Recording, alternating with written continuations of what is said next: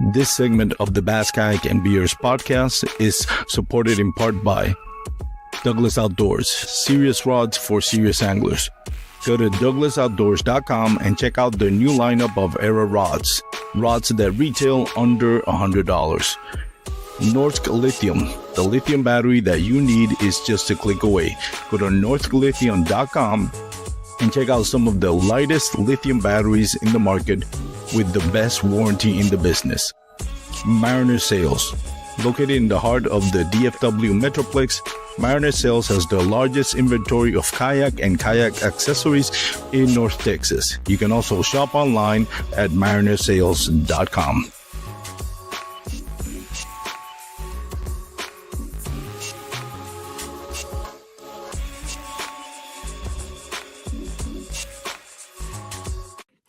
All right, what is up, everyone? Welcome once again to the Bass Kayak and Beers podcast. As always, it's your boy Armando. I changed cameras. I'm not looking. Here we go. Now I'm looking at the camera. Welcome again and once again to the Bass Kayak and Beers podcast. It's the real life segment. So always, like I said, it's your boy Armando. We have a great episode for you today. I have Andrew Hayes from the Tackle Talk podcast, the host of the Tackle Talk podcast, probably one of the most popular podcasts when it comes to bass fishing. So I'm excited to have Andrew Hayes back on the live show. He's been on my podcast like 2 or 3 times, sometimes as a solo guest, sometimes group with the Dark Horse Tackles and who else was I forgot. Paul. I think it was Paul from Bass and Brews. But anyways, I digress. We're going to be talking today about the evolution of lures. And of course, Andrew knows a thing or two about fishing lures and bass fishing lures. So we're going to do something like a little bit of history of bass fishing lures. And we're going to get his opinion on what is his favorite lures. What he thinks have been the most innovative, the most successful. Maybe what's been some of the most overrated ones, what's been some of the biggest failures as far as bass fishing lures, and where do we go from here? Like, have we become stagnant? Is there anything else we can invent now as far as bass fishing lures? So we'll get to his takes on this. But before I bring him in, just a couple of quick reminders. First of all, I am going to be at Mariner Sales with Cameron Smith. You can follow him on Instagram under the Real Cam Smith. We're going to be doing a seminar for Mariner Sales. It's going to be a multi-part seminar.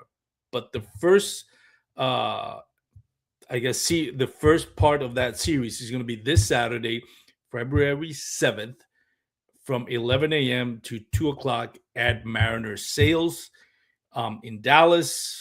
I don't have the address. I probably should have had the address, but go check it out. Google it. If you're interested in getting into bass fishing or kayak bass fishing, this is going to be a great seminar for you.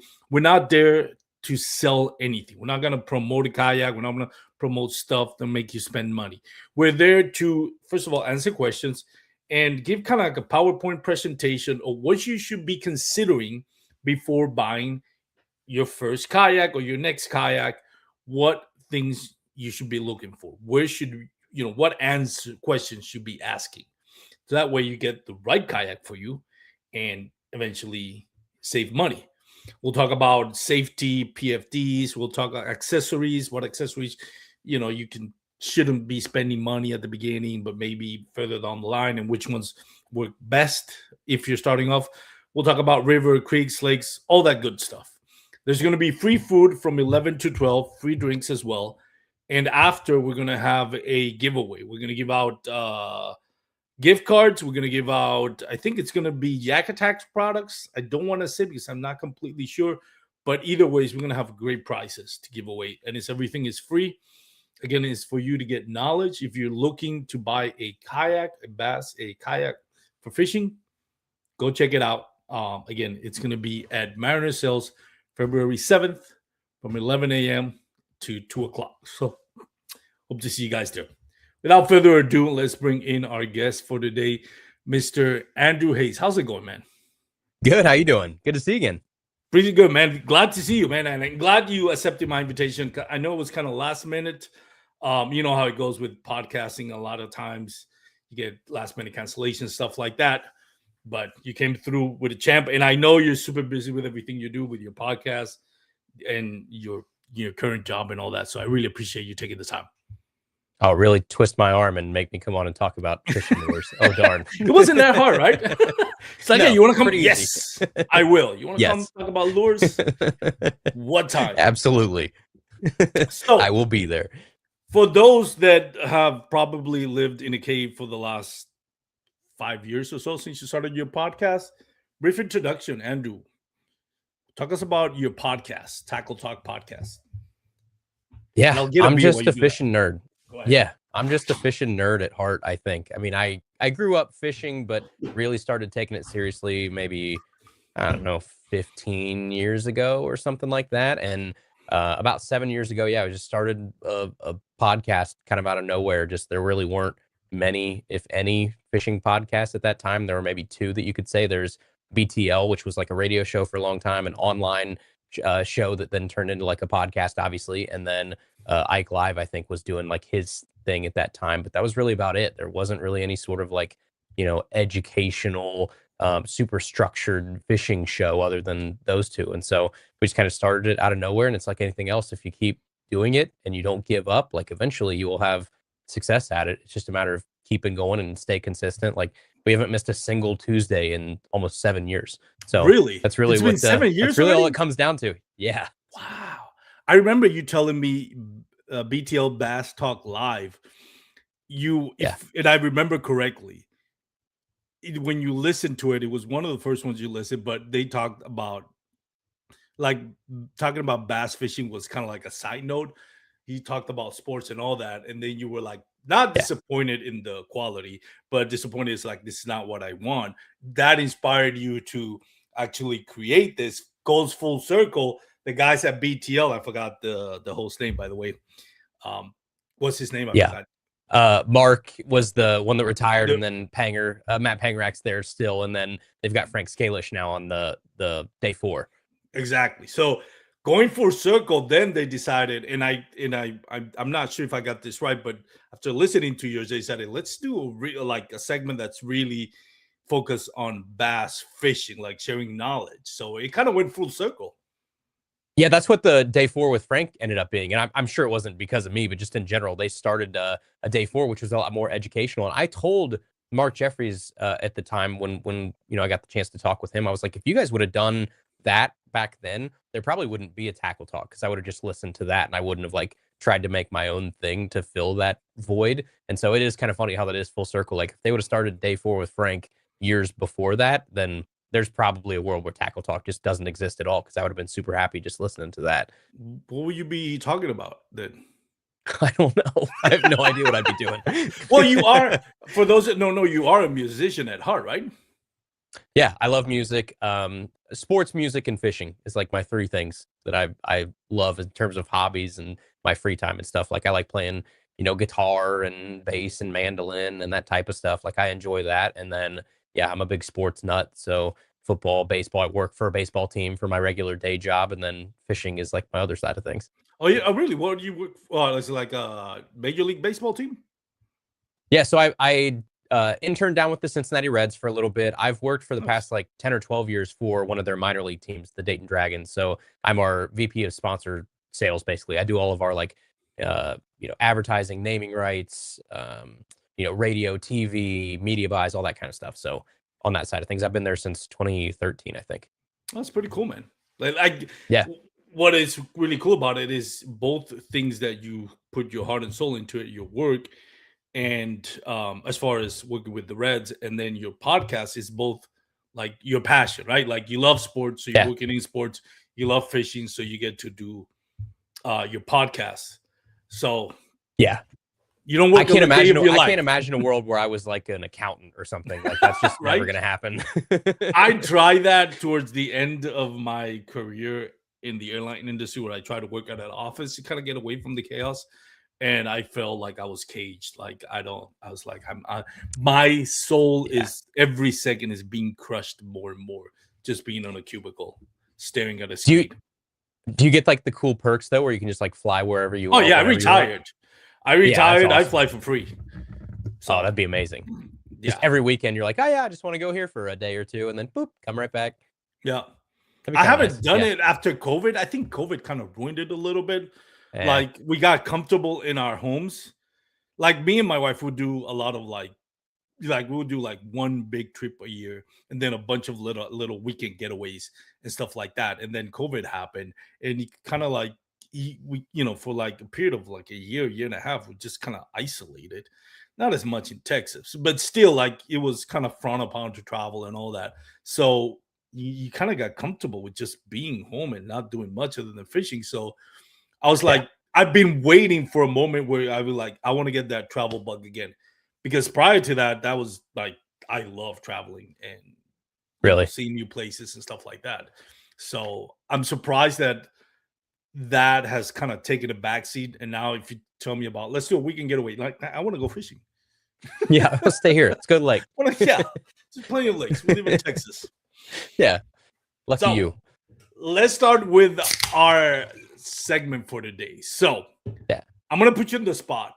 Granted, I don't want anybody, well, nobody's going to think this, right? But it's not that I know all this stuff. I just copy pasted from AI. So it's not even fair what I'm doing to Andrew, like trying to expose him and then me having all the cards, like I know all this stuff. I don't know any of this.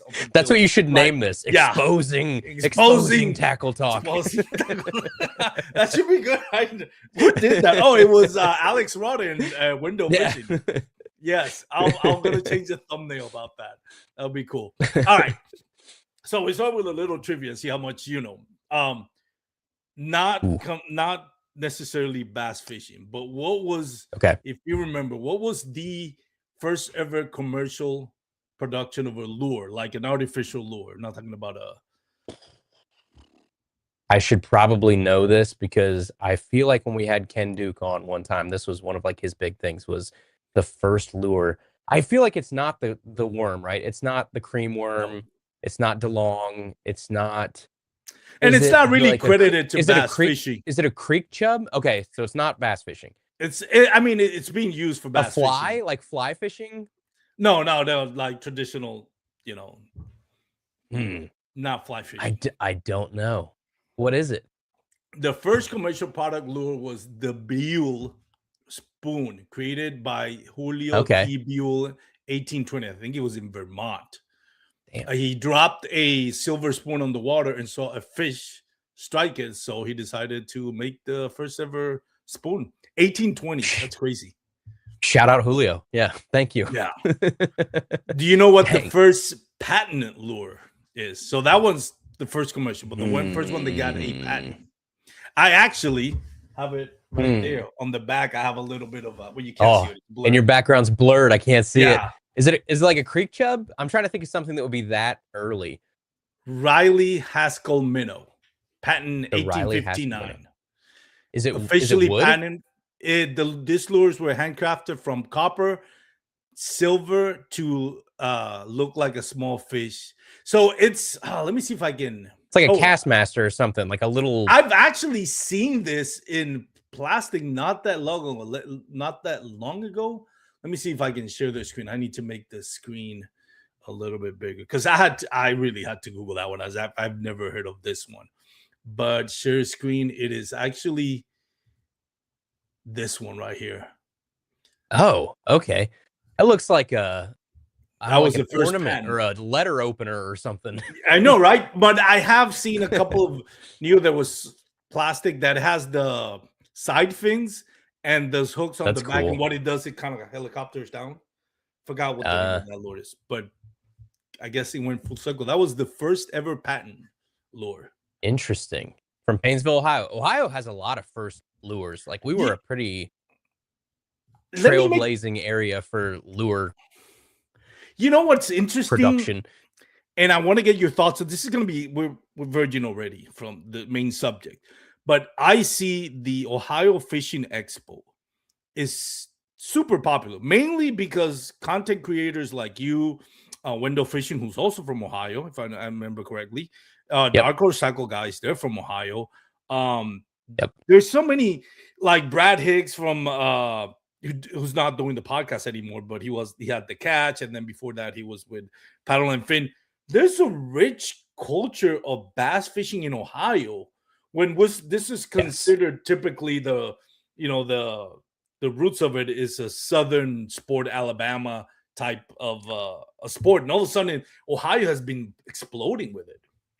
Yeah, I don't know what it is about Ohio, but yeah, I mean it's definitely a big part. It feels like when you do look around and you see the shows and the YouTubes and the whatever, like a lot of them are in Ohio. And I'm not sure why. Like we don't, at least down where I'm at, like in my part of the state, like we don't have good fishing. Like relatively speaking, for different parts of the country, even different parts of the state. I would say your best fishing in Ohio is probably like the Northeast part of the state. Obviously, you've got Lake Erie. Set Lake Erie aside for a little bit, but just the lakes that they have up there and the tributaries and everything, like the northeastern part of Ohio is a pretty decent Midwest fishery that kind of gets overlooked. But down here where we're at, it is awful. And there's a lot of, like you said, content creators and people that are just kind of like around here. Maybe it's just because there's nothing else to do around here. And Ohio is a pretty boring place. So we make best do with what we got and we go out and fish. But I have no idea. But yeah, there's a lot of anglers. There's a lot of online people that are here in Ohio somewhere. Drew That's good. Gregory, another like Oh, there's a Drew lot of Gregory, them. yeah. Yeah. Yeah, that's one of our one of the top kayak bass fishermen and a super Yeah. knowledgeable on bass fishing as well. All right, the Hmm. first, so we got those are the kind of like the first two. Like this is actually you're probably gonna get this one. Now this was actually credited as the first ever artificial bass lure, but for this conversation, what is the first ever um crankbait? First ever crankbait. I Oh, mean, I got to get a this right at some plug. point. It's got to be Plug. a creek chub. Creek chub's got to be right at some point, right? Am I close? James Heaton. First Okay, ever Heading. Yep. wooden body plug. It was Okay. late 1890s. So I read the story on this one actually. It was called the Dawayak casting bait. Was pat well that Okay. was it was later renamed the Dawayak casting bait, which I think Dawayak, if I'm pronouncing that right, is I think it's a little town. It was in 1902, and from what I've understand, James Heaton was waiting for his buddy to go fishing and wouldn't show up, and all of a sudden he grabbed a while he was waiting, grabbed a stick of wood and started just carving something out and putting some treble hooks in it, and he caught a fish.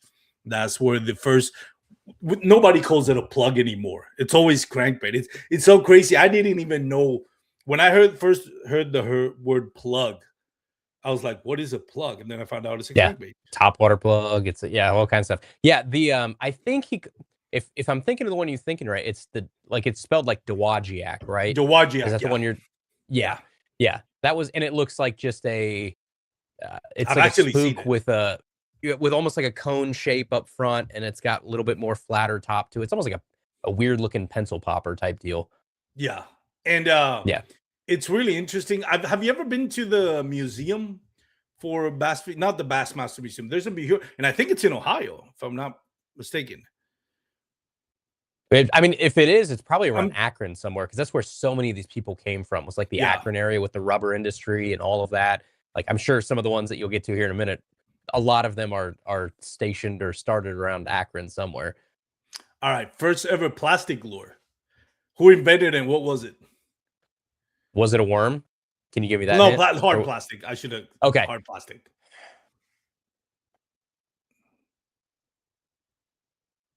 I have no idea. It Hard was plastic. You're talking like a crankbait or something, but like mass produced or just a Heaton, soft plastic of some same sort. company. James Same. Heaton. It was a spook, 1932. They made a plastic spook in 1932. 1930. According to again, I don't know this. Like I Dang. wasn't born at that time, people. I'm just going by first ever modern plastic worm. So I do kind of know the lore on this one. So a lot of people are going to say Nick Cream. Is that the answer Is you've that the got? one the AI said? It's not Nick Cream? Okay. So there's a dogfight in Ohio on who actually had the first plastic worm. So Nick Cream is widely credited with it, I think, and I can't remember. It's like 1949 or 50 or somewhere around there. If you go a couple years back, there's that Ohio company that laid claim to it a couple years before, and it was called DeLong Lures, DELONG. And I think somebody that knows more can tell me more about this, but I think Nick Cream was the first one to actually market it. And a lot of people think that he probably was the first one to actually make and have a legitimate plastic worm. But there is a company that lays claim, and they swear up and down here in Ohio that they had it before Nick Cream. And that company is still around, DeLong Lures. They recently got bought by some new owners. So they're kind of revamping the brand a little bit. And it's kind of, I've seen it at some trade shows and stuff before. It's like, oh, DeLong Lures. I haven't heard that name in a long, long time. But there is a little bit of like a fight back and forth on who actually had it. But yes, most people are going to say it was Nick Cream. Awesome. So there we go. You see, you're not being exposed because you now give us information. There you go. I knew something at least. Yeah. Not. Oh, and I made. So I have to correct myself. What was the first? So the question that I asked first was the first plug wooden lure. That was the question. Actually, you're gonna get this one because you mentioned what was the first crankbait. Okay, I've got to get this right. Right, this is my 8th time. You already said it. Guessing this, yeah, it's got to be a creek chub. Yeah. Creek chub wiggler. I knew it had to be in here somewhere. 1906. Eventually, you'll get it right. It's my bad. I asked what I should have asked is the first question. I got it wrong. I copy pasted it wrong. I'm doing the copy paste, guys. Introduced in 1906, the Creek Chub Bait Company, the first commercial crankbait. The first metal diving lip. Still around, yeah. Yep. Creek Chub Wiggler. The first ever spinnerbait. Who made it? Oh, what was it called? Hildebrandt?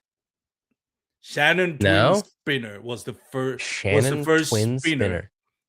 That's the name of the bait. It was invented by Jesse Shannon, approximately 1915, and patented in 1919. Yeah. Here it is. I found it. The Shannon Twin Spinner. Interesting. It's like a double. Yeah, I mean, it looks like a spinnerbait kind of, but it's got a double, almost like 2 little Mepps blades on the back of it on top. So instead of having 1 blade, it's got 2 that come off at like a V. That's cool.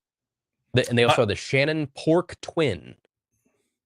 By the way, shout out to Wolf of Walmart, Dave Urke, and Feather Outdoors.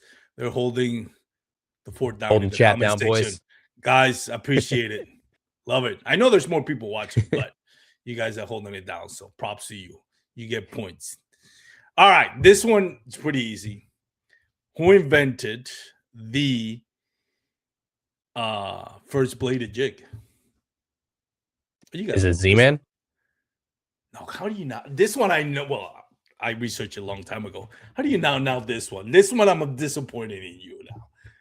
Ron Davis. The first bladed jig. Ron Davis. Okay, who then Z-Man bought it from, right? Exactly. Yeah, okay. So he bladed jig attached. Z-Man bought him out and was like, hey, here's some cash. We own this now. Which, by the way, you know who you are. You know which company I'm talking about. That's the way you do it. You pay people when you use their design and copy paste them. You don't get an award on ICAST for most innovative bait. But anyways, we're not gonna dive into that right now. Just gonna mention it. The design we'll wait until July. We'll hit that in July. I'm sure there'll be other. Talk about that in July. That is okay, but that was the first one. But do you know what the design? What was the inspiration for that?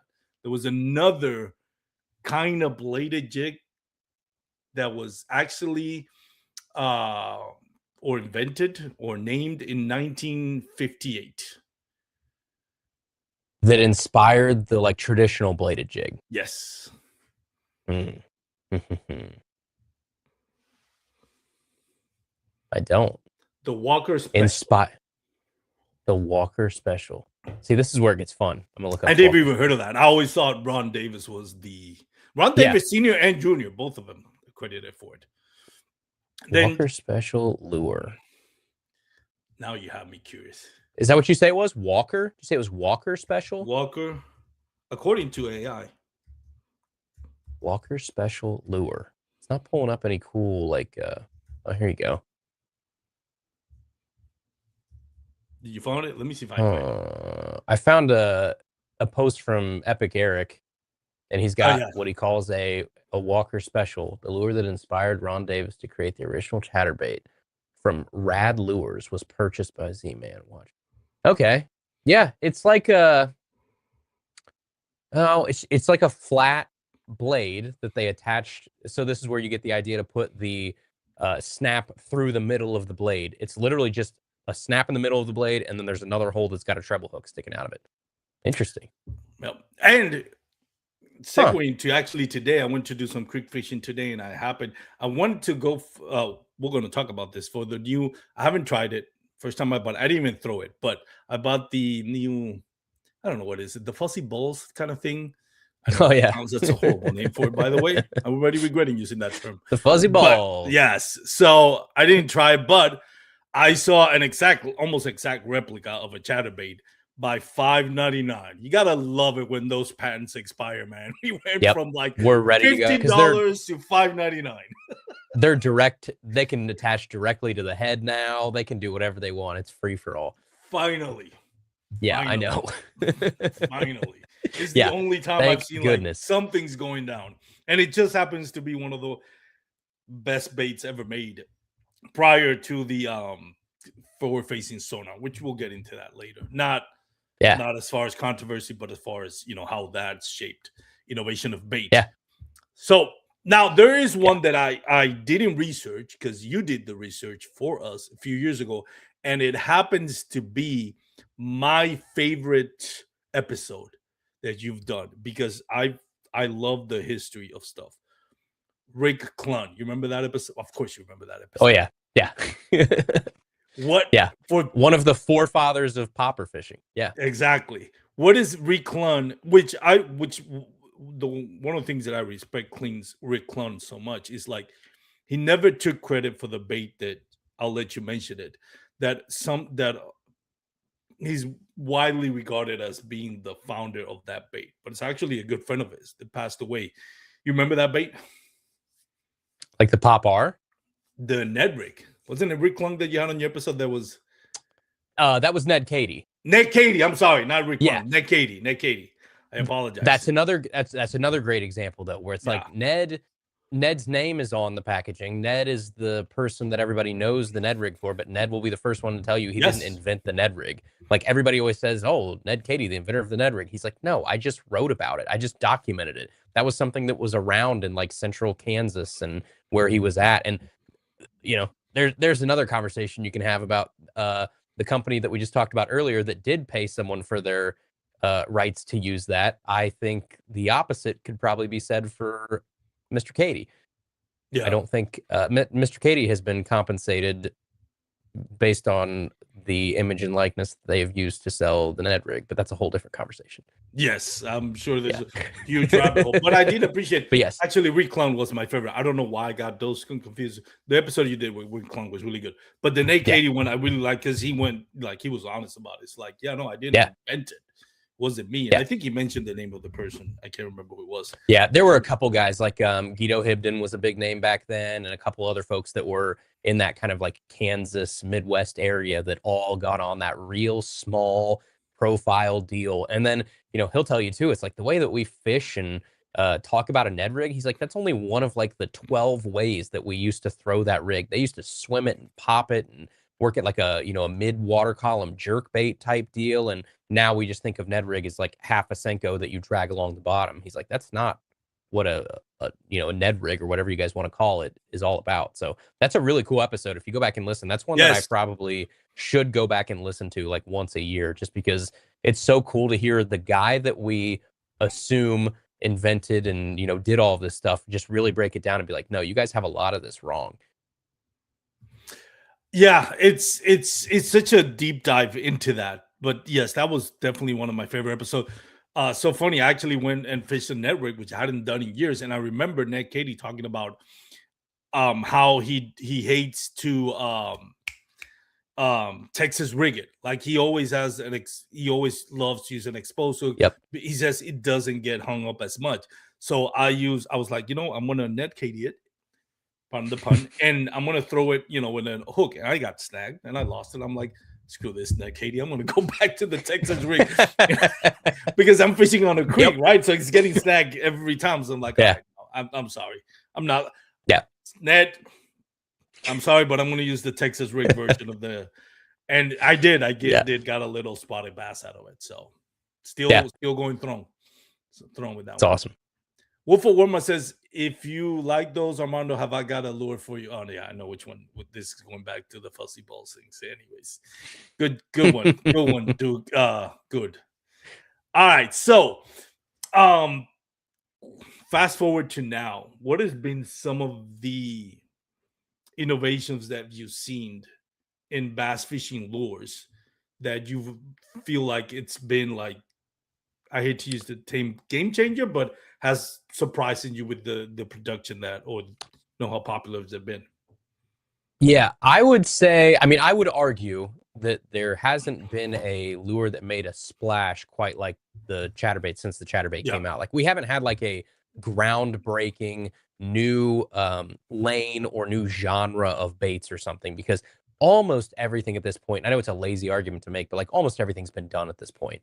Now yeah, you need like aliens to come down from Earth that have never seen a lure before that have no preconceived notions to like come up with something new at this point because I feel like we've made every, type of shad, craw, bug presentation at this point, frog presentation. Like we've exhausted a lot of the options. And so now everything that's coming out is like micro changes to those. yeah, And, it's not quite as fun, but you have to now keep it in scale and say, all right, you have to get excited about the small changes because a mind-blowing bait you've never seen before is just not going to happen every year. So I think like when I think of the big strides that have happened in baits, I think of characteristics of baits that have made big jumps over the past 10, 20 years. I think the actual aesthetics of them, like paint jobs, hyper realistic. I mean, like everything from just insane painters, which has made a huge up, and you can make the argument that like the most realistic looking hard baits we've ever had are coming out right now.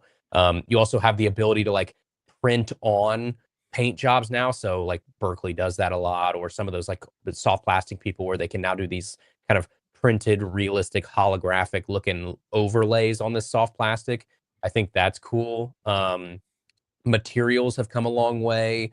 So think of like the Neds that you were talking about earlier. It used to be 10 years ago, you had soft plastic, or soft plastic. Like they were all pretty much the same makeups. It was just how much salt was in it. And now it is you have TPE material, you have Elastec, you've got floating, neutrally buoyant, sinking. So you have a lot of small changes to soft plastics where maybe the shape of it or the profile hasn't changed a lot, but what's making up that soft plastic has changed a lot.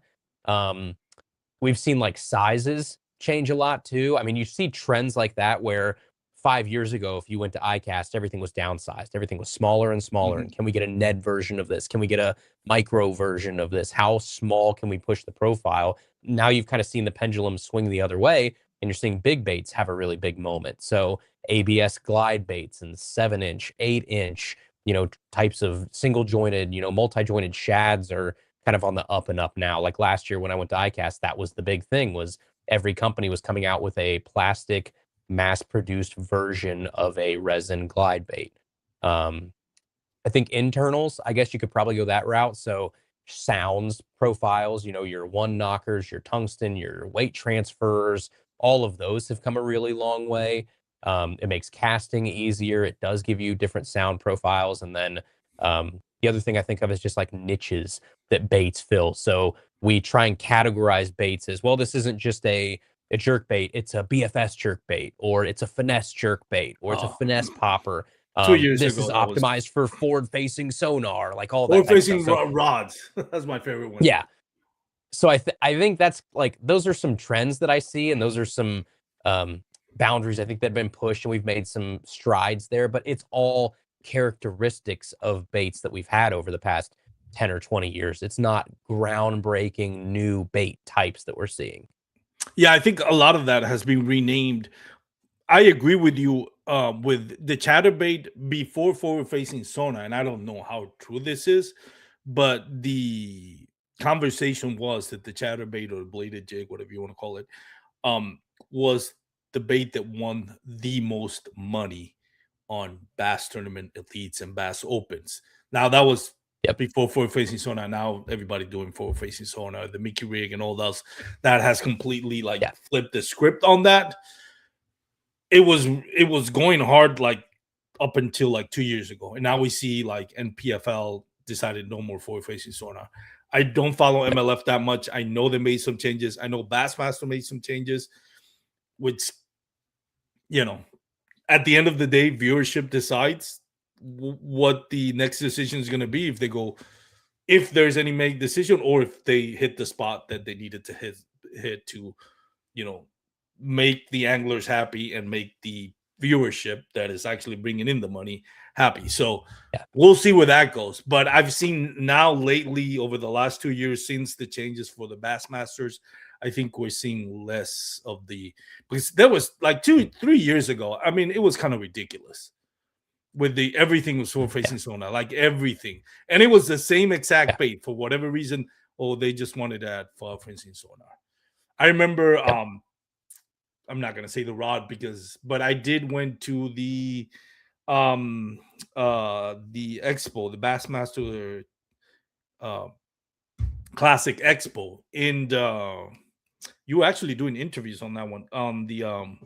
That was Tulsa, Oklahoma, and I did speak with one of the companies that made rods and ask him like, why, like, honestly, I don't want to know. I already hear what social media is telling me. I want to hear from you. Why is this a forward facing sonar rod? And it's just like, it's just the same rods, but since now there was no invention, it's just we're rebranding them so people know this is the best rods to use for a demicky rig, a drop shot, whatever forward facing. It's for that technique. Yes. Yeah, it's all it was. It's like, it's not that it's going to help your rod, it's going to help your bait look more accentuated on your face sonar, which is what everybody in social media was saying. You know, I think you're thinking of Cashin. Cashin came out with. I didn't want to say it because I don't want to feel like I'm. I have no problems catching. They make some great rods. Yeah. But hey, I'm with Douglas Outdoors. It's not like you're canceling me a potential sponsor. That's a fun part about what I do. I can say whatever I want. Exactly. That's what we love. Just give me the wink. Just give me the wink, and I'll say the brand name you want me to say. Further Outdoors asks, thoughts on spy baits. Spy baits are interesting. I don't know. It's somewhere between like a underwater devil's horse and a jerk bait. Like, it's in that same family of some sort. You're adding flash to a jerk bait type deal. So, I don't know. I don't throw them a ton. I know guys that do. I think it'd probably just be more like the fun of trying to catch them on something different than, is a spy bait really more effective than a little finesse jerk bait or something like that? I don't know. I don't spy bait a lot. I've actually never used a spy bait. I know they're out there.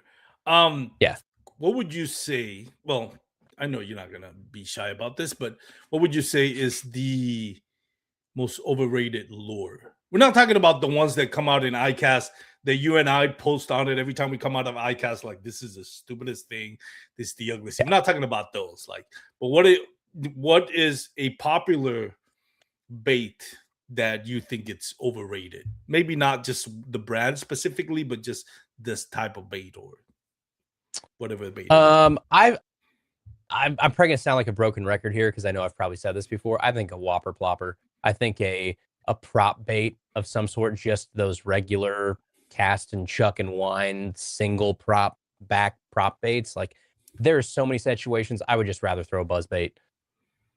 That's true. I mean, I've had caught on a whopper plopper and they definitely catch Chapo. Yeah.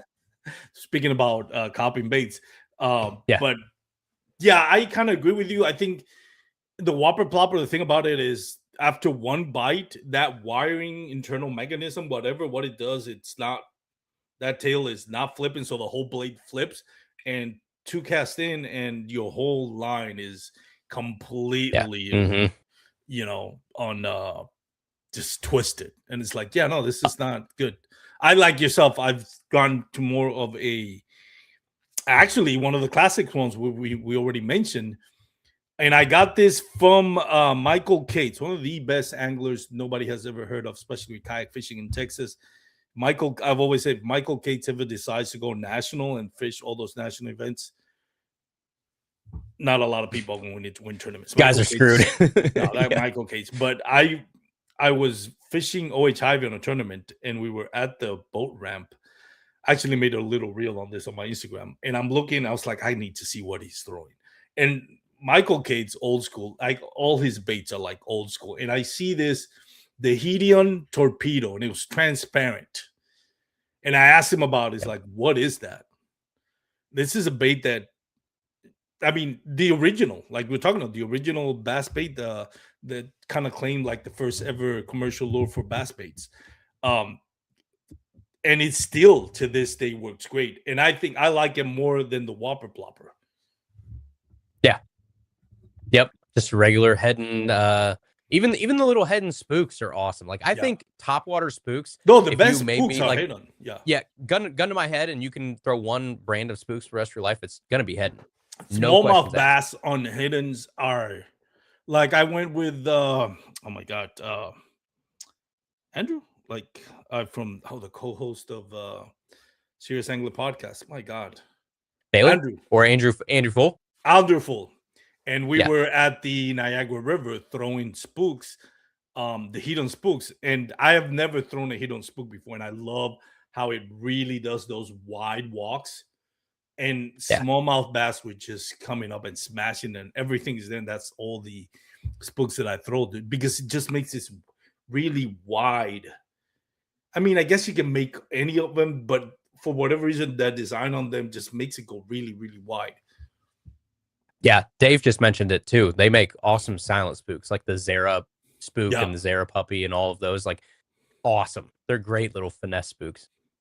I've had great success coming behind guys during tournaments and caught great fish. I think it's RC. Also love spy rig. Yeah. I mean, that's the other part of it. It's just what are the guys in front of you throwing, and can you throw them something different? I mean, to your point, because I think this was the same person that wrote in about the spy bait. Yeah. Like, I mean, that's something that not a lot of guys on your lake are probably throwing. Yeah. I've thrown one 5 times in my life, maybe, and I feel like I've thrown a lot of different baits, so I know that most people probably aren't just glued with the spy bait in their hand. The Aokashira spy jig is really good. My good friend Brandon Allen, we were fishing, what was it? Ray Roberts, and he was catching that little, and I'm like, what are you throwing? But he would throw it like right like where the water was just about a foot underneath where the grass was just a foot underneath. So he would move it quickly, and it would kind of like get every now and then catch a little bit of the grass. And every time it does that and it twitch it, a bass will come up out of boom and just completely hit it. And I've actually used the Okashira spiral. Like, the only thing is I've never really caught a big one with the Okashira. It's always like it says, it's a spy jig. It's to find where they are. But I've never really caught anything of like really tournament sized bass that you would need. But it's fun if you want to, catch 20 bass and you don't care how big they are. The Okashira is really, really good. Buzzbait. That's another one. Well, we already talked about that. Another one. I'll mention one, but I want to get your opinion. What is an underrated bait that not a lot of people talk about that is just killer, or in your opinion, just really, really good? If you would have asked me a couple years ago, I feel like it's had a comeback. But I mean, a popper in general, I feel like is still slept on to this day. I feel like a lot of people like the sexy pick is to go with other topwaters. It's spooks, it's frogs, it's buzz baits, it's everything. Like, I feel like still to this day, the popper is a little bit looked at as like an old school kind of older bait, and there's better, flashier options out there. Popper's awesome, and I know I've said that a billion times. But as far as like other underrated,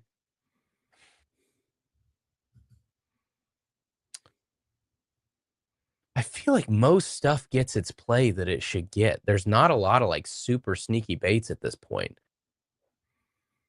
Mini buzz bait was one for a long time, but then we made our own, and I feel like that's kind of got the shine that it was. But growing up, like a little Strike King mini pro buzz or something was so slept on. Smallmouth bass on it, dude, it's awesome. Like, I've actually got 17th place on the what is it, Lone Star Throwdown, which, by the way, was 17th place out of 150 plus anglers, and I caught my first two smallmouth bass with that little mini bus bait. So it is killer with the Yeah. smallmouth bass.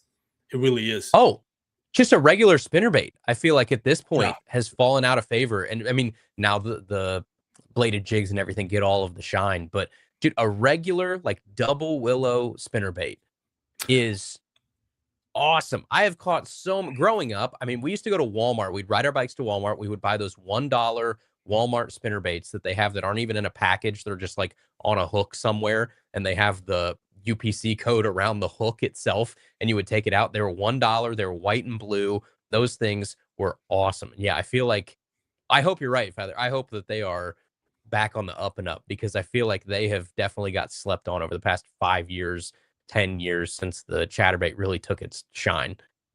Yeah, I and it's great for it's one of those baits that I feel like you really know you really have to know when to throw it.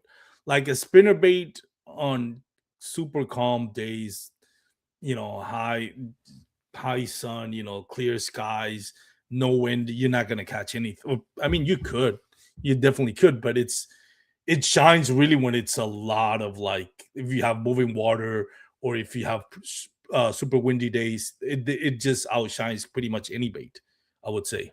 Yeah. Yeah. I Or got like sneaky bites, like in the summertime at yeah, night, a spinner bait is nasty. You go an all black spinner bait, a black yes, painted blade, something about it at night in the summertime just smash its fish. it's true. Um, I got a credit to Duke here.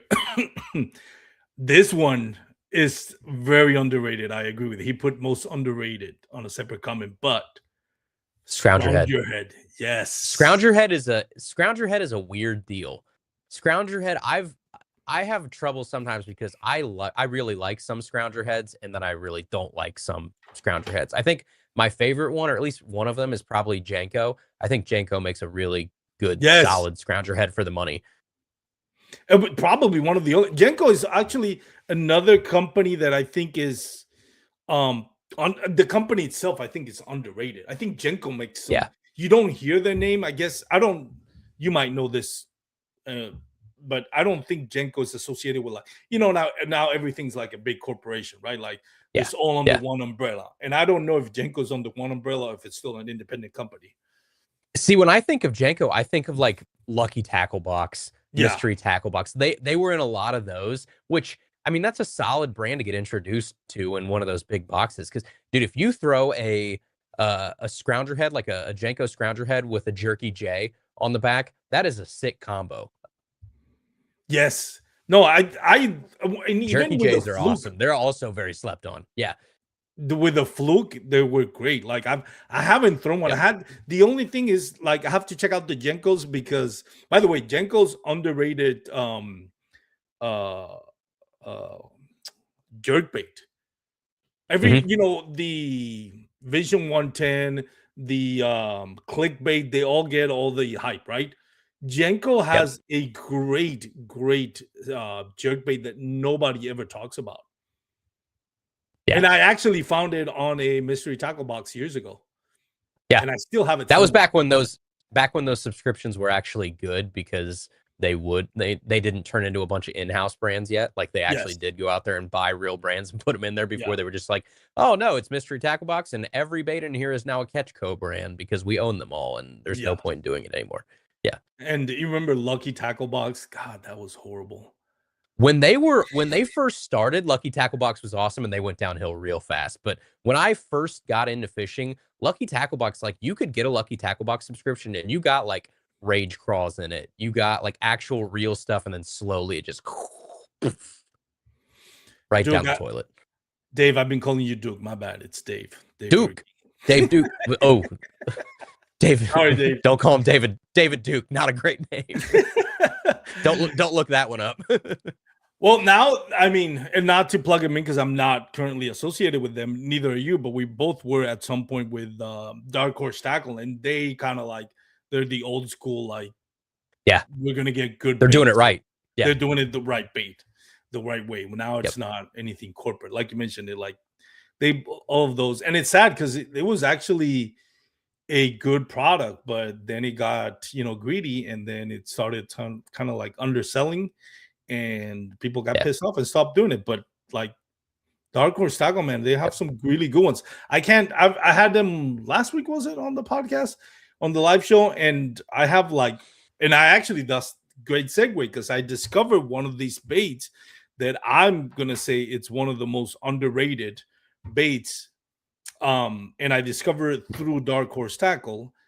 It's the and I this company and this guy is making some innovations that make sense and they work. And I'm talking about Core Tackle. Yeah. Core Tackle, man, it's making some good quality baits. Their Ozark rig. Yeah.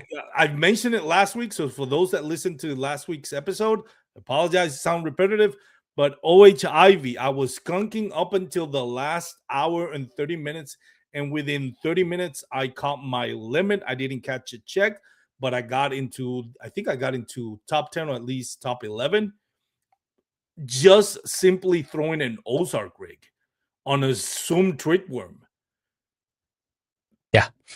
And that is There, I've never seen I've seen similar baits like that, but I've never seen the Ozark rig like that exact design, and it works great. The action, and if you throw it on clear water, the wiggle that trick worm does as it's falling, I can see why bass go crazy over it, especially if you put like an annoying color, like a morning dawn or pink color. They just get so annoyed with that. yeah, I don't know the people that own Core Tackle, but I know just from watching around, it's like they're innovating in a world that's hard to innovate, which is terminal tackle. Like terminal tackle is so hard. There's only so many ways you can put lead on a hook, and they're doing a really good job at innovating that and doing some different stuff. Their scamper rig is awesome for Scamper rig, flukes. I just bought it. I haven't used it. Yeah, very cool. Their core shot, like their wacky rig hook that's got like the screw in bottom on it, so you don't actually thread the hook through the worm. You just screw it on. It's like a screw lock. They've got the hover rig, I think. Yeah, they've got a all hover kinds rig of is stuff. good. The one with you just mentioned before that actually is making the rounds with the fuzzy baits, fuzzy balls baits. Yeah, the core shot. Yep. Yeah, the core shot. Thank you. I'm gonna start calling. I mean, I could make the argument that fuzzy baits are probably my most overrated at the moment. You're throwing them on like wacky rigs and drop shots, like especially you watch these guys fishing for smallmouth. Like a smallmouth will eat anything off a drop shot. You can put anything in the world on a drop shot, and a smallmouth will eat it. You can put Swedish fish on a drop shot, and smallmouth will eat the Swedish fish off the drop shot. So yeah, I think the fuzzy baits are a little bit of a fad that I'm not ready to like admit are a good thing yet. Have you thrown it? Have you tried using them? I have some that I bought like a week ago. I just can't make myself do it.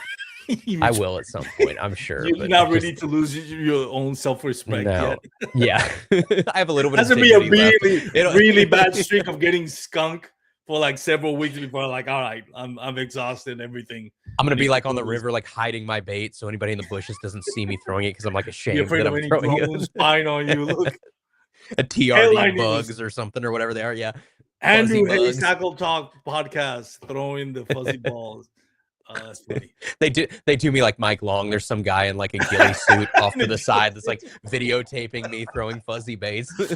That is so iconic. That video of Mike Long doing and somebody I know. actually going. Shout out to that guy, wherever that guy's at, that was like leaving. Who was it? It was just some dude, I think, that was like leaving his accounting job for like 2 hours a day to go on lunch. And he was dressing up in a ghillie suit and videotaping Mike Long snagging fish. Shout out that guy. You know, and fast forward to last year, like this year tournament season has just started yet, at least for kayak fishing. Dude, kayak fishing got a huge black eye this year with so many. I think this year was like not just the amount, the level of cheating, like people cutting up a kayak, putting it on a boat to take pictures. I would argue that anybody, and no disrespect to anybody that's doing online tournaments, if you're getting your money robbed, your online tournament, it's kind of like your own fault, man. Like, yeah. I don't understand why people do online tournaments. Like, it's hard enough to police a tournament where you have to actually show up, much less an online tournament that's nationwide. No Yeah, disrespect. I know some of the native big bass kayak power hours doing that, and yeah, but kayak tournaments in general, the fact that you are even if it is an in-person tournament, but you're submitting fish on your phone and you even if you have your GPS, all that kind of stuff that they're doing, it's like there's gonna be such a problem in a couple years if there's not already, and, like, you can AI change your, indicator on your hand, you can change the board that it's on, you can do all kinds of stuff, you can manipulate that fish. There's gonna be a real big problem at some point where just photo submission is not gonna be an option down the road. yeah, it's. I feel like this has the potential to be the death in kayak fishing tournaments because we saw it last. We saw somebody that was the other one that I was at Loundish where, um, my good buddy Urban Fishing TV, caught the biggest bass at a tournament. I think it was like a 27-inch bass on Toledo Bend. Um, Probably the biggest bass ever caught on a kayak fishing tournament. I'm pretty sure, at least on a national level. And 2 weeks later, somebody took the picture of that bass. I don't know how, cut it up, added his hand, and submitted in the Big Bass Power Hour. Which fine, thankfully he was caught doing that. But But it's like yeah, there's gonna be, and I actually was gonna talk about this, so we'll jump into it now. It's like the AI thing is going to be a real problem. The reason why I was going to talk to you about it was because actually we're going to have this conversation not in the podcast, but after the podcast. But we'll throw it in now. The stories that you put about this girl posting pictures and everybody liking it and commenting, and then yeah, you highlighted this is an AI like picture. This yeah, person might not even exist, but at the very least, he's not fishing. He's not even standing on the boat and it's yeah. you can't even tell anymore. Like the only like it's gone almost to a point you can't tell anymore. And that's on a video, a picture. I mean, tournament directors for kayak fishing. I know this not has nothing to do with the original subject, but little segue. The only thing that the tournament directors have is the metadata of where the picture was taken. Was it, but even that, like when you think about a picture, okay, the metadata, it was caught here. This is the location. This was the frame rate, blah, blah, blah, blah, blah, blah. And it will tell you if it's edited. At some point, an AI is going to be manipulated into, or not manipulated, but programmed into saying, if you can artificially add an image of a big bass, you can artificially manipulate the metadata to seem like, oh, it was caught at this time, because you're just reading at this point. You're just reading Yeah. data. How is it that AI is not going to, if it's able to recreate a picture, it could definitely manipulate the data on it. Where how are you going to tell? How are you going to tell if they actually caught that fish? I'll do you one better. I bet if you fast forward 15 years from now, you will have a world where like you can make a whole fishing YouTube video of you going out and catching, 30 pounds with a Easily. chesty on and stuff. Like that's going to be just, it's not real. You're literally watching fake fishing at this point that looks like a real genuine fishing, episode that someone's dropping with like an intro and an outro and chest mount footage and all kinds of stuff. And they will be able to piece together this storyboard of a 12-minute YouTube video that we're normally used to watching of people like going out, fishing, editing, having to do it themselves. It'll just all be fake at some point. Yeah.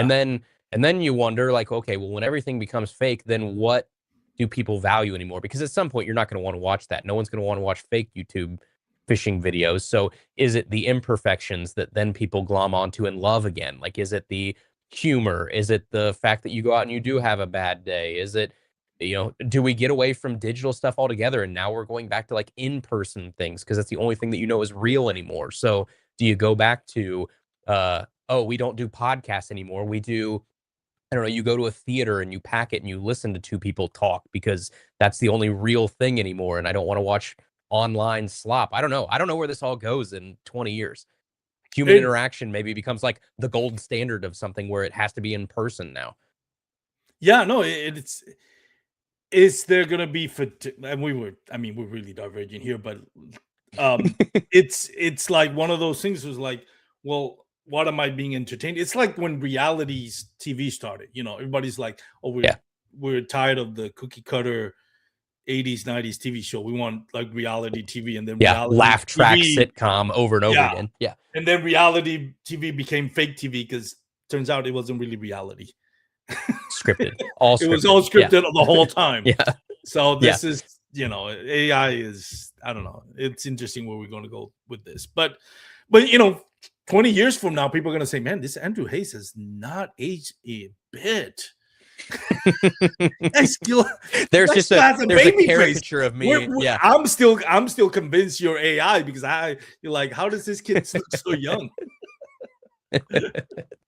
Yeah, There's it's no way. annoying right now. I'm gonna get ID'd until I'm 50. Like I go to the store to buy a beer or something. Like, no. It's like, dude, I'm way past that. Yeah. One of these days it'll be cool. Dave, not Duke. Dave says Wolf of Walmart. Love it. My parents send me most savage stuff. I can't tell you the most. I'm just tired of explaining my mom that it's not real. It's AI. Shout out to my mom. Love you, mom. But yeah, whatever you were sending me, it's not real. It's AI. Taking me back to the 90s. And I like Power Faces. Yeah. Amen. True. Yes. We could just all live in the 90s. I'll go back forever. to the 80s. Yeah, either one. Just get out of here. What overall, what do you think of the evolution of baits? Are we heading in the right direction, or are we, where do we go from here as far as manufacturing, redesigning, or rethinking baits? Yeah, I think so. Like, if you put on your consumer hat for a second, oh my god, someone AI on us, that's nightmare fuel. No, I want to get his haircut on mine. Yeah, that's your sleep paralysis demon or whatever right there. That's what it is. It's me with Armando's beard on. That'll be funny. Oh my god, that is hilarious. But I don't know. I think like as Bates as a consumer, there's never been a better time in the history of the world to be a fishing consumer. Like if you set aside morals and ethics and whatever, like however you feel about knockoffs or all that kind of stuff, if you just go super practical, hey, I want more choices. I want better pricing. I want all of this. Like right now is the best time that we have ever seen to shop for fishing gear. Not only because there's 20 times as many choices there were before, and all of that competition means that prices come down and there's more colors and there's more sizes and more options, but you can get it delivered to your door in 2 days without lifting a finger. So, and on one side of the things, we are definitely spoiled. And, there is the part of me every year when we get to like ICAST time and everybody gets really up in arms about knockoffs. It's like, then don't buy it. I don't know. As a consumer, it sounds terrible, but I like knockoffs because knockoffs bring pricing down and it's competition. And, in a capitalistic society, like I don't want only one company in the world to be able to make bladed jigs, because then bladed jigs cost $35. They don't cost $35 because there are other companies that say, I can make it for way cheaper than that, Z-Man. We're going to make you lower your price because you're not the only kid on the block that can make that type of bait. So competition is a good thing for us, but I don't know. The other side of me goes, all of these companies have all of the resources in the world. They have designers, they have, private equity money, they have all of this stuff. And then you go, and every year and the best we can come out with is the same bait you had last year, but half an inch smaller. Like that was the innovation we got out of a whole year of you guys doing R&D. And so I do get frustrated at the lack of effort to try and put out something new, even if it's not going to be the home run item. Like you have to take some chances. You got to put out something weird and something different. You can't just play it safe all the time. And, as much as we like to make fun of the stuff that we see every year in July, it's like, I appreciate when a company comes out like Big Bite Baits came out with a couple years ago, that flipping bait that looks like a giant tick. You know what I mean? The BFE or BFE, whatever it is, but it looks like a giant fat like golf ball with legs coming out of it. Awesome. It was supposed to be a skipping bait. It's like, all right, yeah, the BFE, that's what it was. Best flipper ever, or whatever it was supposed to stand for.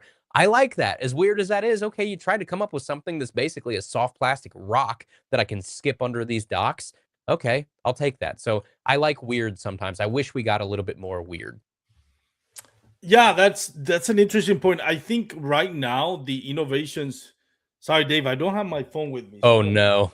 I don't know. Yeah, oh no. I'm afraid what he sent. But anyways, I think right now, like JDM is what is driving the innovation of the market. Like we saw it, like to the point we were joking about it in the beginning, and I've said this on the podcast. My biggest thing was the oh my god, with the what's the name of it? The soft-sided glide bait from Oh, like the flag versus the Nessie, the the whole Nessie. thing that That's right. happened a couple Like years ago. Yeah, my yeah, yeah. biggest gripe with not Berkeley.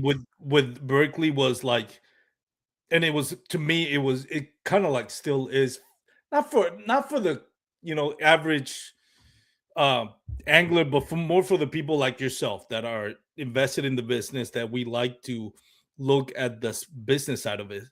Like ICAST to me got a black eye when they put the Nessie as gave him like the award for best innovative bait.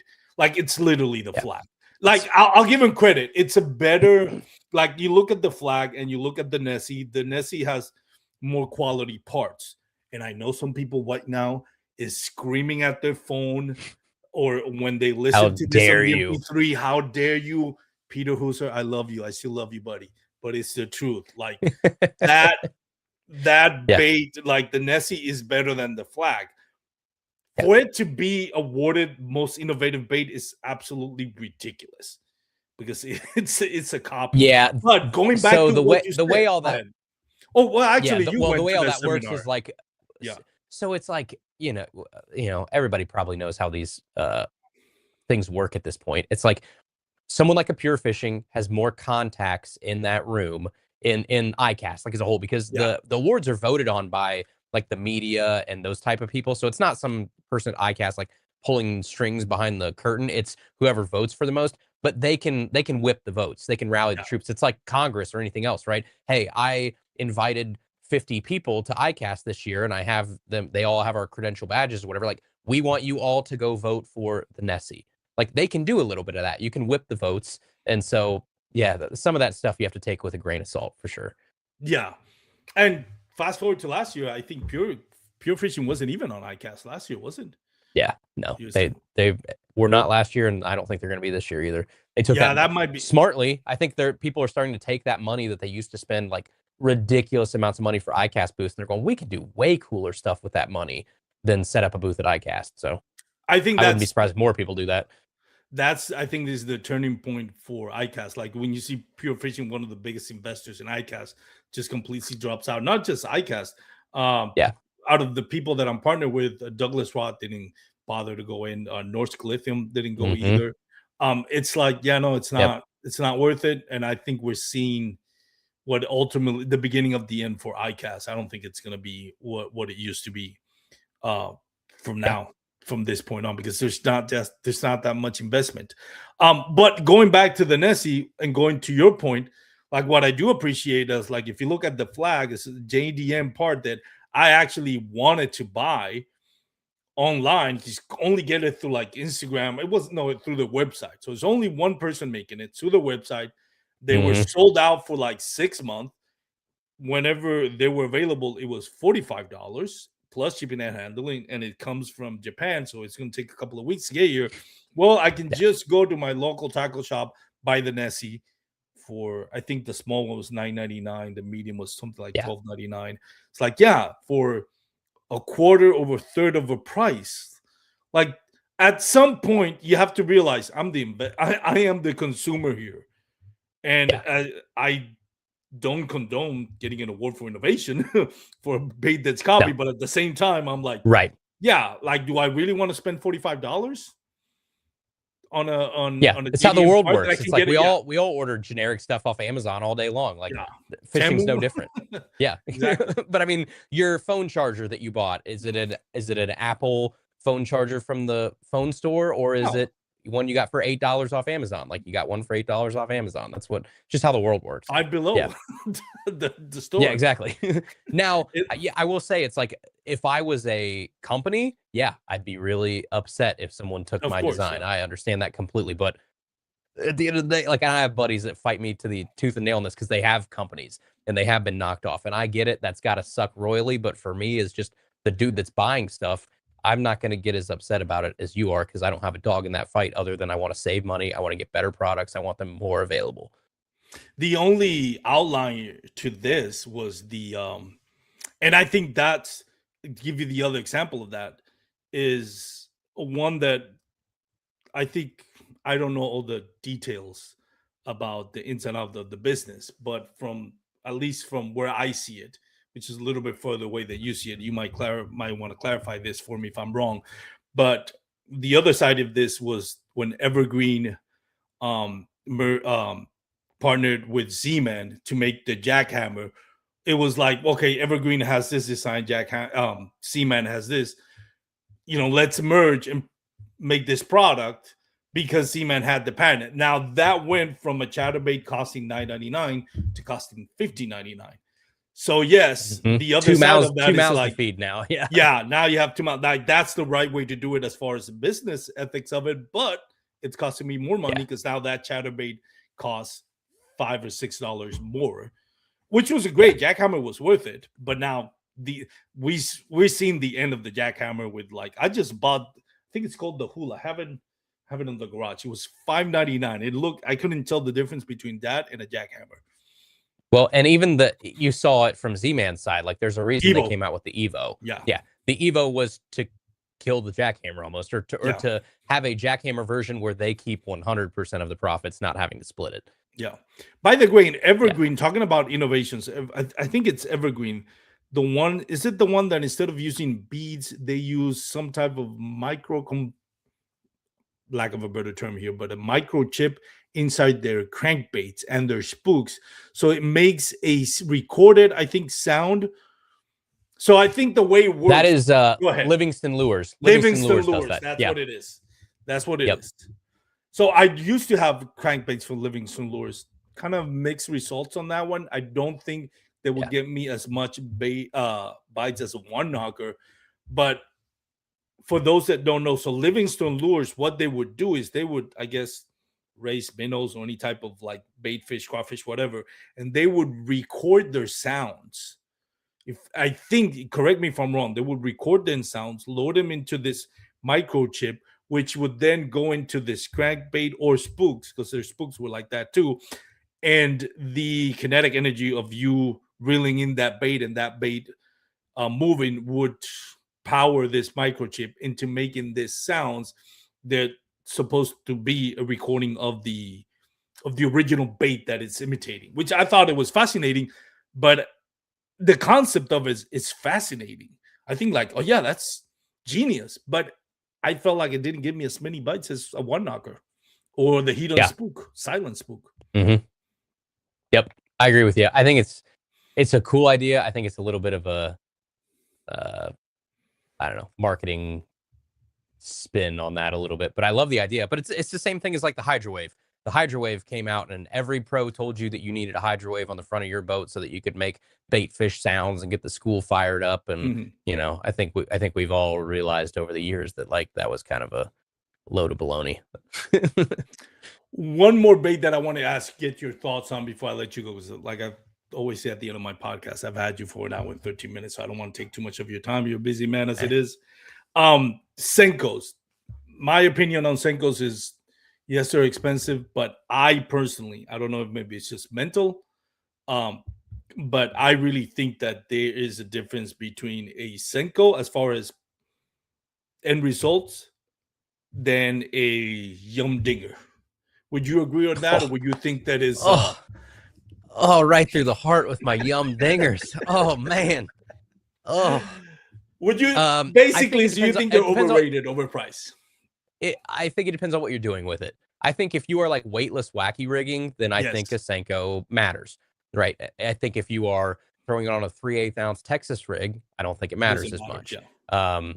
So I think it depends on what you're going to do with it. Is it super finesse and a super like fall rate deal where you need that really slight quiver down there and you don't want it to fall too heavy like a Yum Dinger will? Then yeah, I can see my way to having some merits to a real Senko or a more expensive Senko of some sort. But I don't know. When people are like, yeah, I need Yamamoto Senkos, and then they throw it on a 3/8 ounce bullet weight on a 4-aught EWG, it's like, you probably didn't need to do that. You could have saved about $3 a pack or $4 a pack, and you could have gone with something way cheaper. But Yeah, I'm usually just a cheap Senko guy. I think your best of both worlds is, honest to God, the Bass Pro Shops Sticko. Really? The Bass Pro Shop Sticko is a pretty darn Not the good Lunka Senko Lunk? for the price, and you can get them in bulk bags of like 30 or 50, really cheap, especially if you go on like the spring sale that they do, the fishing classic that they do every Yeah. single year, like the Bass Pro sale. They're great Senkos. Interesting. I've never Give used. those a try. Yeah. I don't think I've ever used their bass. You know what I think is not as bad if you just change the hooks on it. The Academy brand, I think it's called H2OX. I think H2O. Yep. H2O. They're not that bad, especially the swim baits. Yeah, you might want to change the hooks on them, but I mean, I think they're pretty good. I mean, Yeah, I think they smack sometimes. the heck out of like Walmart Ozark Trail stuff. Like if you're looking for Oh like yeah, generic store brand stuff, like I've heard a lot of people that love Academy's like in-house brand things. yeah. Some of them it depends. I think some of the like the swim baits, the crankbaits, as long as you change the hooks, it's they're fine. I think it's well worth it. Again, some of it you just have to change the hooks on it. It's just the hooks and Yeah. crap. Um, as far as soft plastic, I would say the goat of soft plastic baits, other than the Senko, which you just talked about, is a brush hog. Like I don't, That's a good one. I just brush hogs are just timeless. Like they'll You catch know you. what Carolina rig, Texas rig, they'll catch you. you know what mine's gonna be, right? If it's not a Senko, what's my like go-to soft plastic? Oh, what was it? The bandito bug. I'm trolling you. I just threw up. What is it? The Pit Boss. Oh, the pit boss. That's right. Oh Oh, man. I've gotten into a Oh, pit boss because of listening to your podcast. they're so good. I I love a I Pit Boss. Compact beaver bait with like it's got skinny tails or four appendages on it, but those four appendages play off each other really well, and they're thin. They're not super bulky. Like, and you and can they're get that durable. 4 inch. Yes, yeah. I just wish that they didn't come power bait. Like, just give me regular, but they don't make those anymore.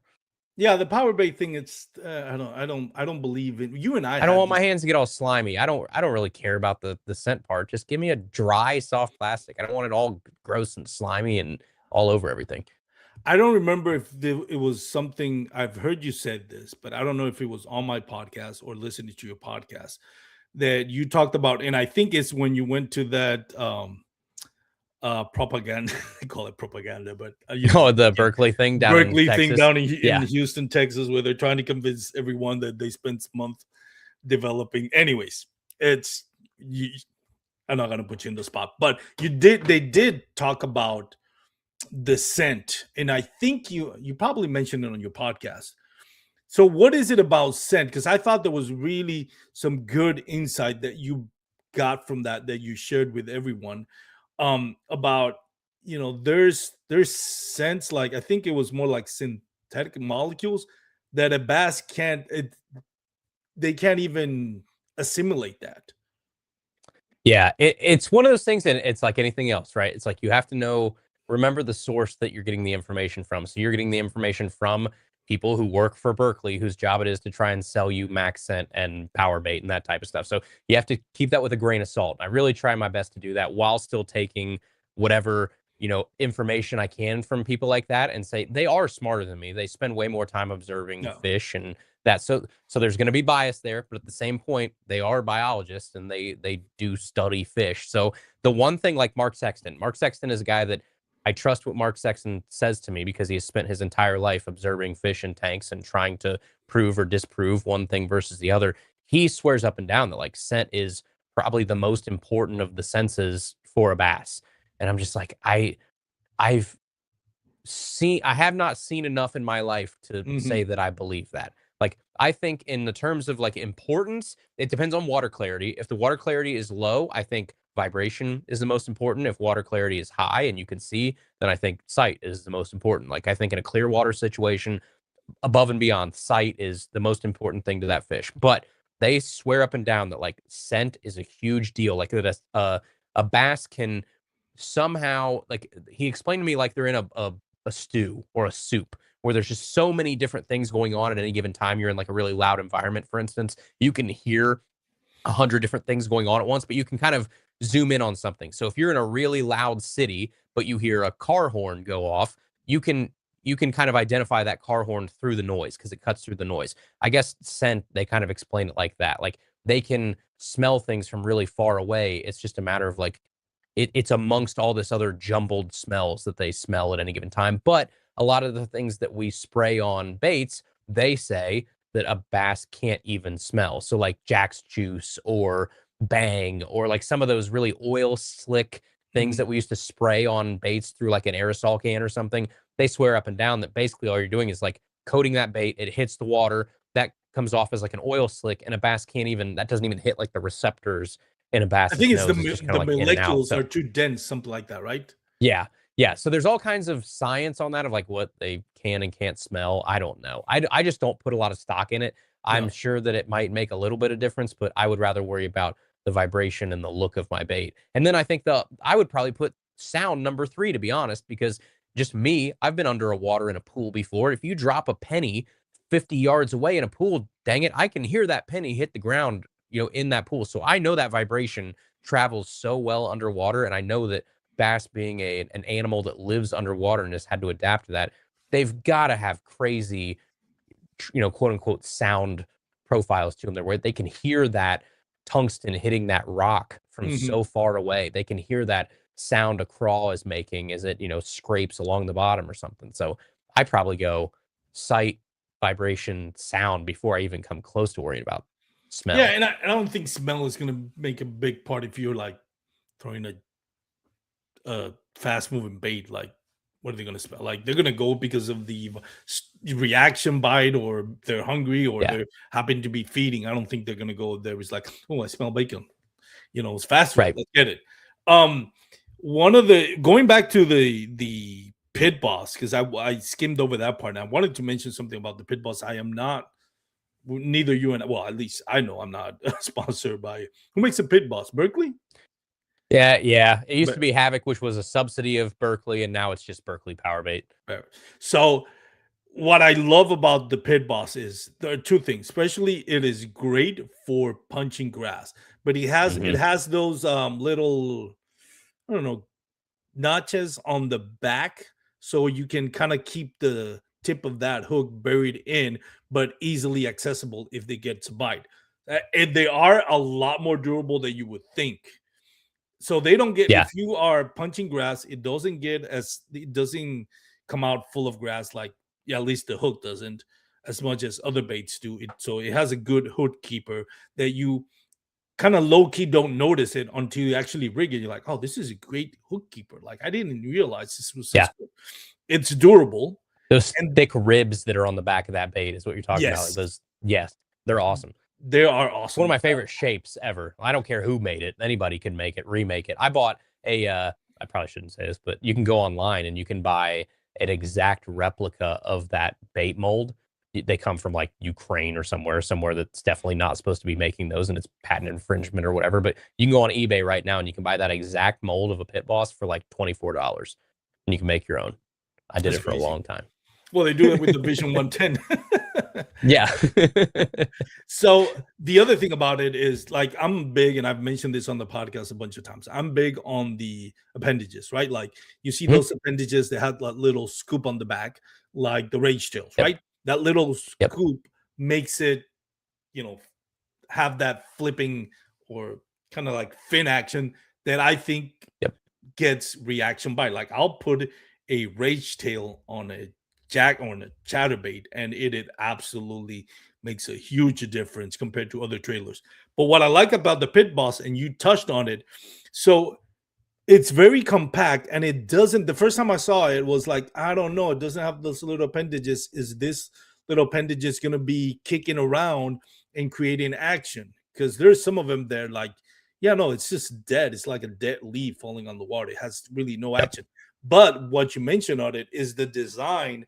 The genius on the design is the side appendages that move water in a way that creates the bottom or the back appendages start kicking without Yeah. having that little ridge or scoop action. And I think that's genius because it looks more natural, and it still has a lot of movement on it. Yeah, you've got these 4 appendages that are basically they're moving because they're playing off of each other. Yeah. Like, the water that each of them is displacing is what makes the other one, and they all just sit there and Yeah. just do this, like, that's kinda what it looks like the 4 fingers right there, Yeah. like, when it's going in and out, it's just and yeah, they do a really good job. Also, another version of that that's awesome is Beast Coast makes one called the Flippin' Delight that's kinda like the the Pit Boss, but, like, the adult version of the Pit Boss. Like, it's a little bit more aggressive, it's a little bit more detailed, a little bit bigger. That's a really fun one. If anybody likes the Pit Boss, I would encourage you look up the Beast Coast Flippin' Delight because Derek makes a really good, like, step up from the Pit Boss, basically.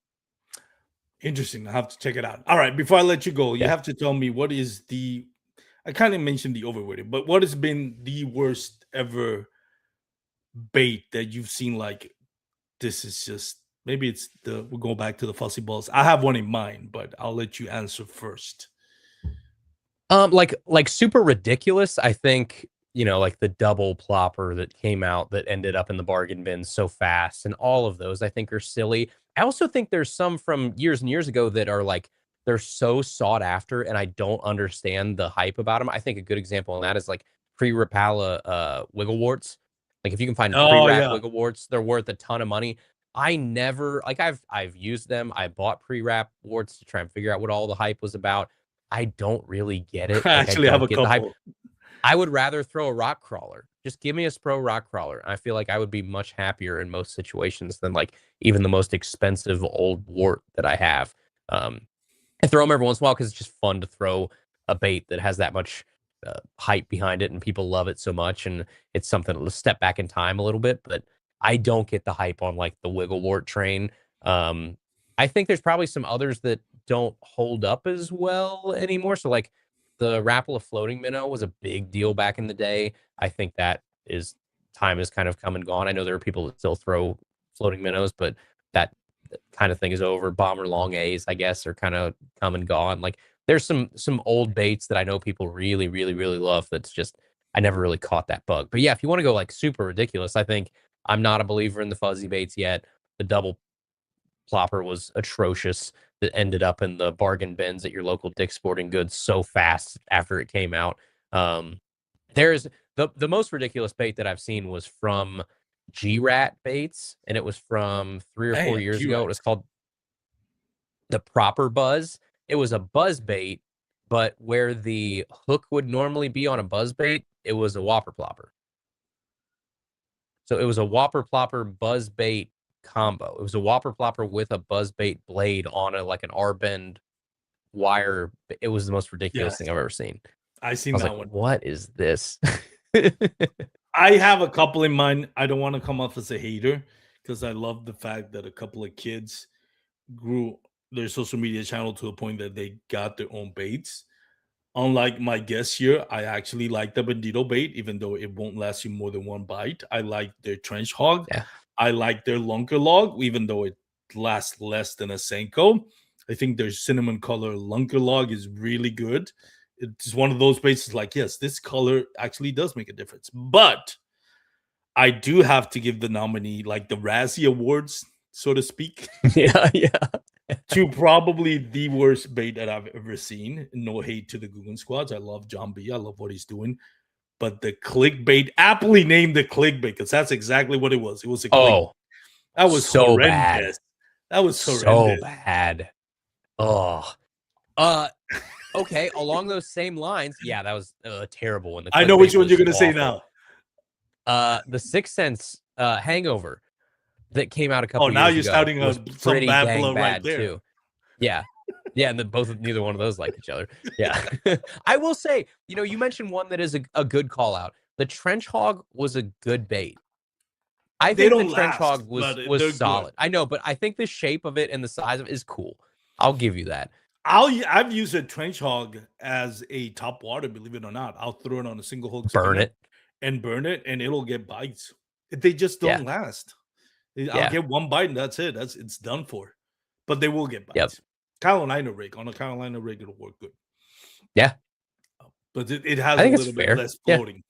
Floats a little bit more than the original brush hog. So if you throw like the original brush hog, it'll go deep. Like this one, if you throw it on the trench hog, if you throw it on the on a Carolina rig, and you don't put a hook that's too beefy, like a light wire hook, the action on it kind of, gives it a little bit more enticing bite, in my opinion. That's the what I've observed when I throw in a Carolina rig. I rather throw a trench hog than a brush hog. Either one will get you bit though. I'm mad that I didn't think of the clickbait. That's probably the best answer. Well, I thought you were going to mention it was their literally a version of dog the turd, Whopper dude. It Plopper. sucked so bad. It Yeah. was bad. You remember Oh, their version of the Whopper Plopper, which oh was yeah, the revolver, I think the it was called. revolver. Yeah.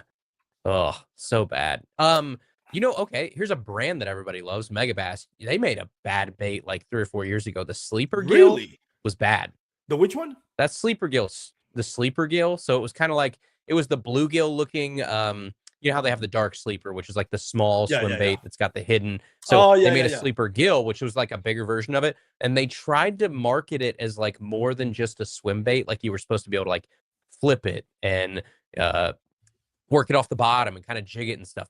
It fell like a dog turd in the water. It was so bad. It did not look good. It death spiraled down. It looked bad on the hop. Like it was okay, I guess, if you just like straight up swam it. Even then, it didn't look great. Like that was one of those that kind of blew my mind a little bit. As meticulous as Megabass seems when they come out with They're new so baits, like good. that was just a bad one. Yeah. I have major respect for Megabass, and I get it. I don't try to overspend on a bait, but the Yeah. attention to detail, like on their Vision 110, their attention to detail on the underspin is amazing. Mm-hmm. Like I've never seen an Yeah. underspin be so intricate in their detail, and it looks good. Like yes, they're a little bit more expensive, but man, their underspins. I get it. Maybe it's not going to get you more bites than $5 underspin, but I appreciate the fact that you put so much quality. Even the bait keepers like are Yeah. such like damn this they think of everything when they make the baits. Like one Megabass to me, it's one of those companies like man, they really emphasize quality and attention to detail. And I have to respect that. Like that's what you want out of a company. With that, obviously, it's going to be a little bit more expensive, but credit what creditors do. Yeah, and you lose. The only thing that makes me mad is like they're not durable. They're gonna perform really well, like Yeah, a 110. A 110 is a great example. You know how many 110s I have broke compared to any other jerk bait I've ever thrown?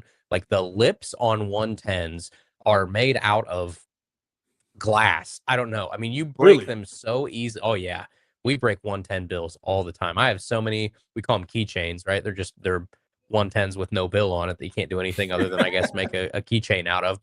Um, but they're consistent. They're scary consistent in cold water when you need a jerkbait to just stop on a dime and stay there and not move, and you want that consistent Yes. motion under there. Like a 110 is awesome, and I'm a pretty frugal dude. I hate overspending for gear just like everybody else does. I buy all my stuff just like everybody, and I've found substitutes for different times a year. Like I've really started to lean more on like a Jackal re-range a lot Yeah. of times a year because you can save about Jackal, another $7. on the great Yeah, top water frogs. yeah, yeah. The oh, what do they call them? Because The now, Jackal.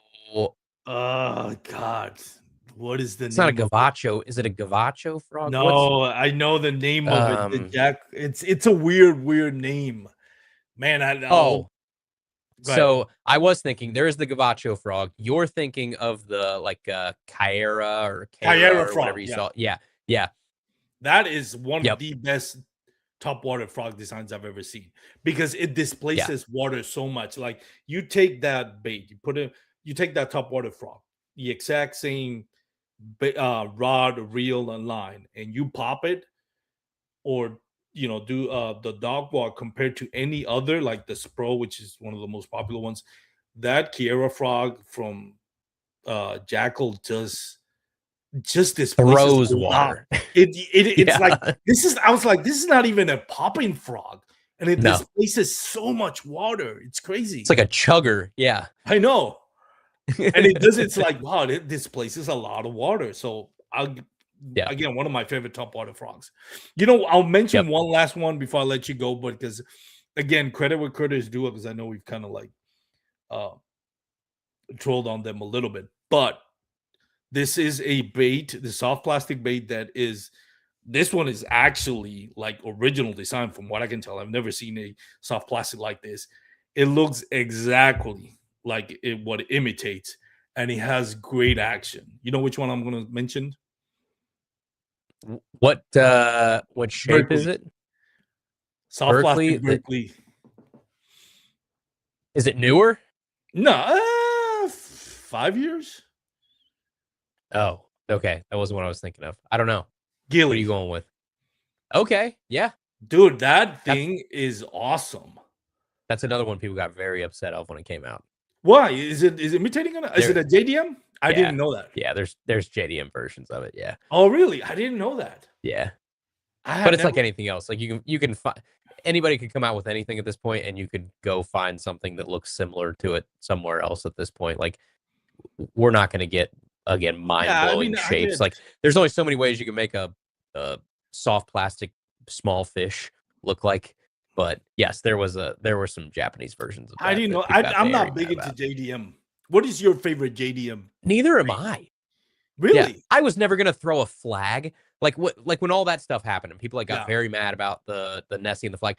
I didn't even know, and I'm pretty dialed in on baits. I didn't even know what a flag was until that whole controversy broke out. Like, I'm not gonna pretend like I'm perusing JDM websites and memorizing every obscure bait that's out there. And then all of a sudden, when somebody knocks it off, now all of a sudden everybody loved a Grow Design Works flag. I guarantee you, 6 months before that happened, 90% of these people that were mad had never heard of a Grow Design Works flag before, myself included.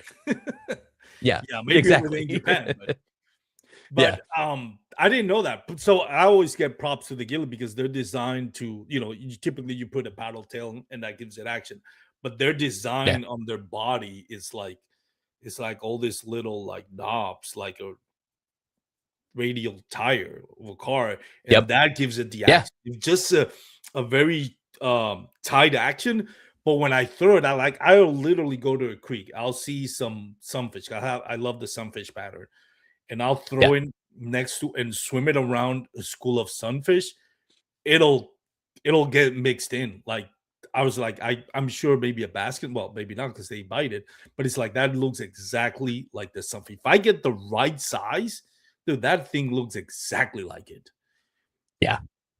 It's that. I'll give him props to that. I didn't know it was a copy. Here I am giving him credit because I thought it was the original design. Yeah. Sorry. I can never. There's some again. You know what you'll probably like then? I don't know if have you thrown that flux gill they came out with yet? No. It's kind of like the opposite of a gilly. Yeah, it's kind of like the opposite of a gilly. It's like it's got that hex pattern, but it's like see-through. Like you can look right through the bait. It's kind of cool. If you want to like Nico rig it or some of that kind of stuff, it's kind of fun. It's like I actually saw it today in the same section. They had the fuzzy ball things. I saw it. It's like, oh yeah, they have they actually sell that little plastic hanger. It's like a little miniature hanger for your coat, but you put it, I guess, in that. I don't know how it works. I saw it. I'm like, what is this? And it's just you're probably thinking of the it's a Japanese. Ryugi. Is it the Nico hack? Yeah.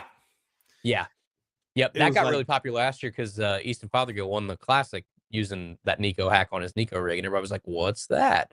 And then everybody looked into it. And they're like, "Oh, that's pretty cool. Yeah, it just keeps your Nico rig completely sold down in Fun and Sun Tackle, which is a block away from where I live. It's crazy. I went there today. I'm like, I didn't even know this.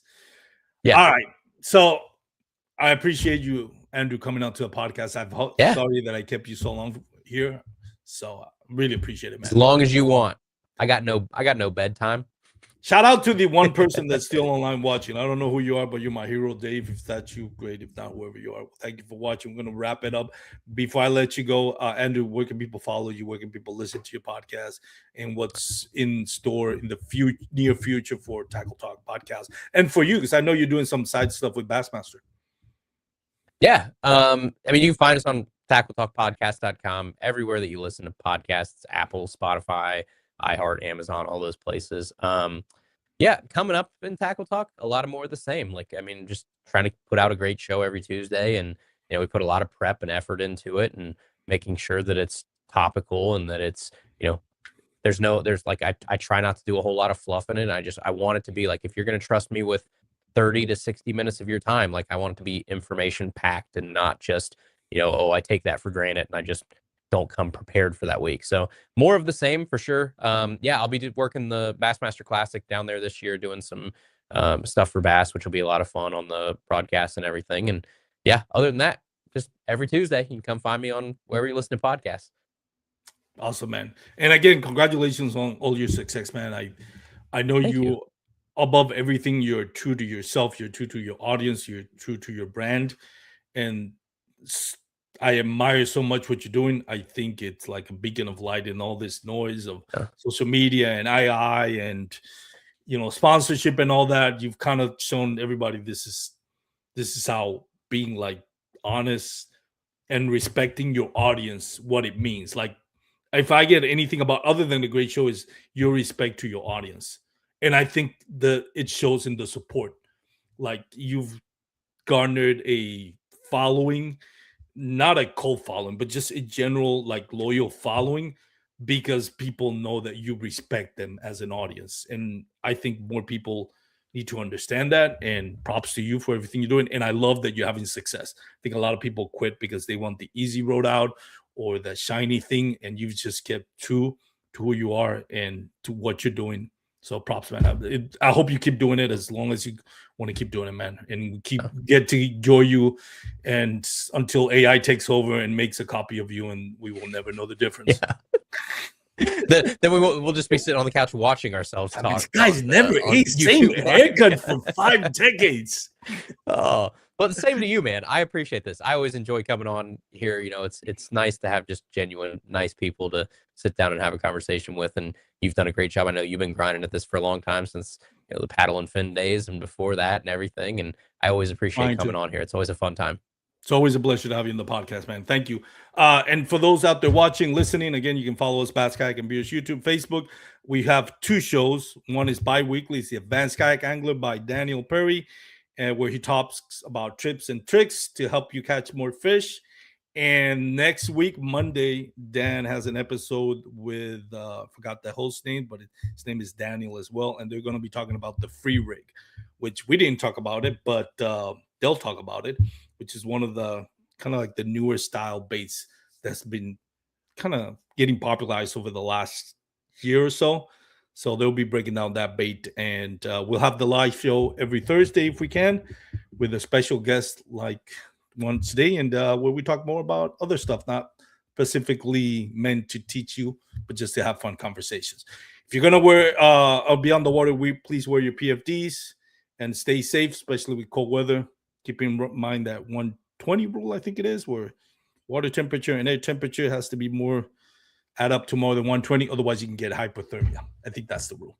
So when you're in winter, wear your PFDs, keep warm, and have a safe trip, everyone. Take care. Peace out. Tight lines.